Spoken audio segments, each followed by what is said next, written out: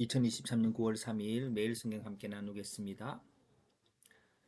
오늘 본문은 솔로몬 왕이 세워지는 과정에 대한 것입니다. 첫 번째 문단입니다. 다윗은 바세바에게 솔로몬이 다윗을 이어 왕이 될 것을 맹세하였다. 어떻게 맹세했을까요?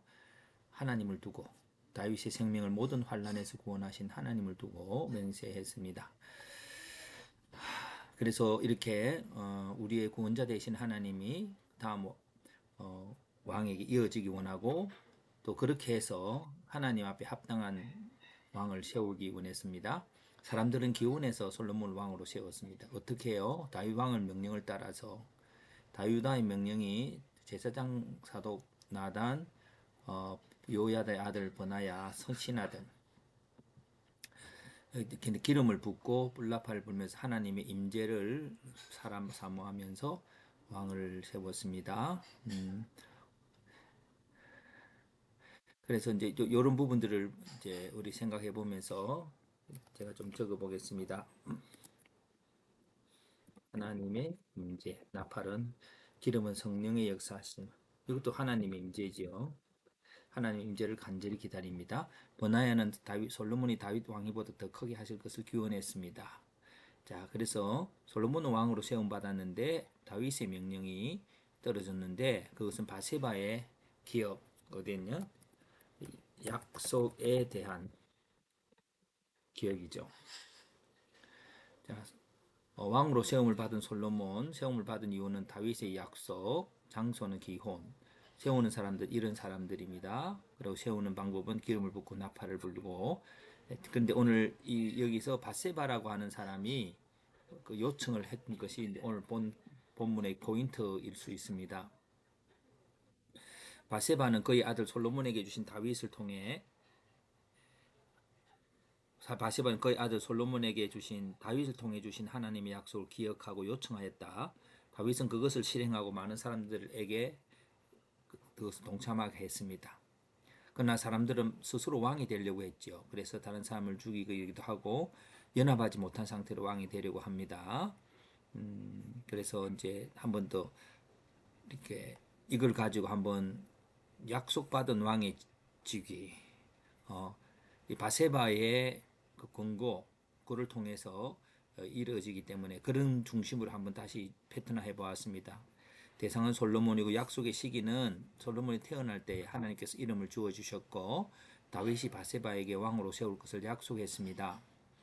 약속 실행의 장애는 보통 출생서열로 하지요. 그런데 그것이 아니라 다윗의 약속이죠. 자, 오늘 이 본문은 좀 더 확장하면 이렇게 바세바가 지금 오늘 이렇게 말하기를, 전에 왕의 하나님 여호와를 가리켜 여종에게 맹세하기를 내 아들 솔로몬이 반드시 나를 이어 왕이 되어 내 왕위에 앉으리라 하셨거늘, 이렇게 약속을 말하고 있습니다. 그래서 이것이 약속 실행의 과정은 바세바의 권고와 다윗의 수용입니다. 그리고 약속 실행의 특징은 화평입니다. 자, 약속이라고 하는 그것이 가지고 있는 기능을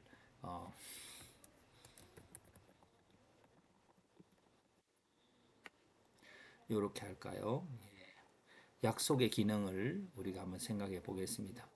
약속의 기능이 화평과 이렇게 될 수 있죠. 예.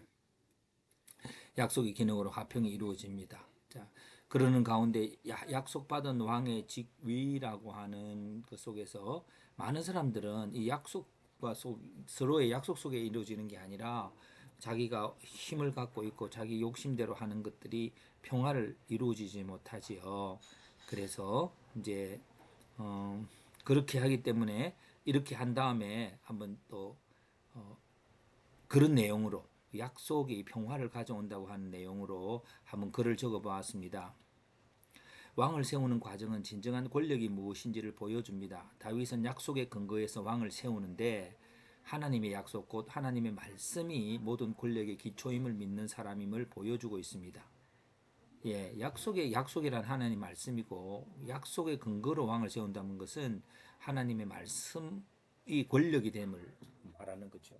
그래서 뿐만 아니라 우리가 기도하고 하나님의 뜻을 묻는 것은 모든 삶의 주권이 하나님의 있음을 인정하는 삶의 태도입니다. 하나님만이 모든 것의 주관자이심을 믿는 태도는 율법을 지키고 약속을 지키고 기도하고 그리스도를 묵상하는 삶들로 나타납니다. 특별히 우리가 하나님께 나아가는 거 그것이 그냥 무분별하게 뭐 계시받아서 원리 원칙도 없이 한 게 아니라 약속을 지켜가는 약속이란 서로 상대방이 있습니다. 나와 타자가 있고 근데 그 약속이 오늘 본문에 모두가 그 제사장들도 선지자들도 같이 인정해 주는 그 속에서 평화라고 하는 그런 왕으로 세워지게 됩니다. 예. 그렇게 해서 예. 요 부분을 읽을 수 있는 분은 읽으시고요. 그래서 이제 이 내용대로 마지막 본문요. 음, 그 여기까지 한번 읽어볼게요. 그 약속으로 모든 사람들이 솔로몬의 왕됨을 기뻐하였고 기름 부어 하나님의 인자하심도 기원하였다. 이처럼 우리 삶의 중요한 일에도 갈등과 편당으로 이루어지는 것이 아니라 모든 사람이 합력한 축복으로 이루어지도록 해야 할 것이다. 그것은 하나님이 약속하신 가운데 함께 머물러 있다면 육신적으로는 조금 다를지라도 화평한 가운데 이루어질 것이다. 예, 그래서 오늘 저는 이 본문을 하나님의 약속을 기억하며 실행하는 의지 속에서 우리에게 평화를 이룰 수 있다고 하는 그거를 말하고 싶습니다. 근데 왜냐하면 성령께서 각자의 마음에 하나님의 뜻을 말씀하시며 또한 공의로 인하여 율법에서도 그것을 지지하기 때문입니다.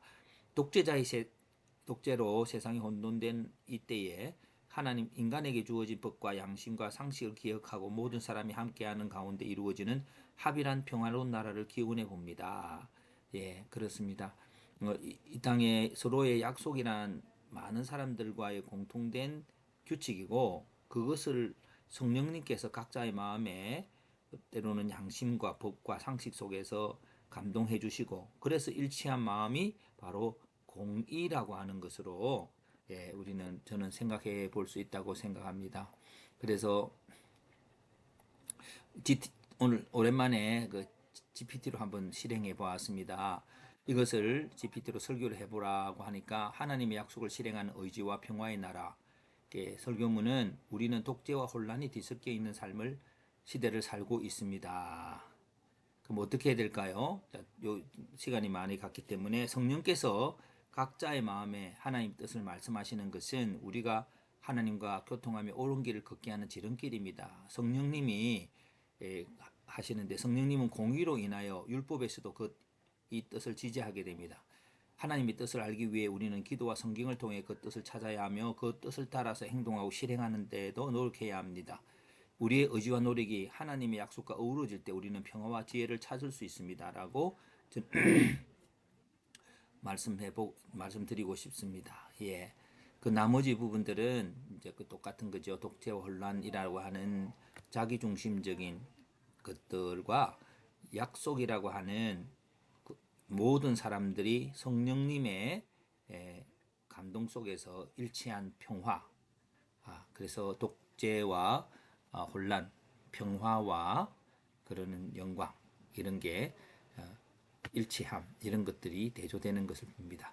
오늘은 솔로몬의 그, 그 다윗이 왕을 세울 때에 바세바가 약속하지 않았습니까라고 권고한 그것이 다윗을 수용하고 또 그것으로 아름다운 나라의 왕이 세워지는 것을 보았습니다.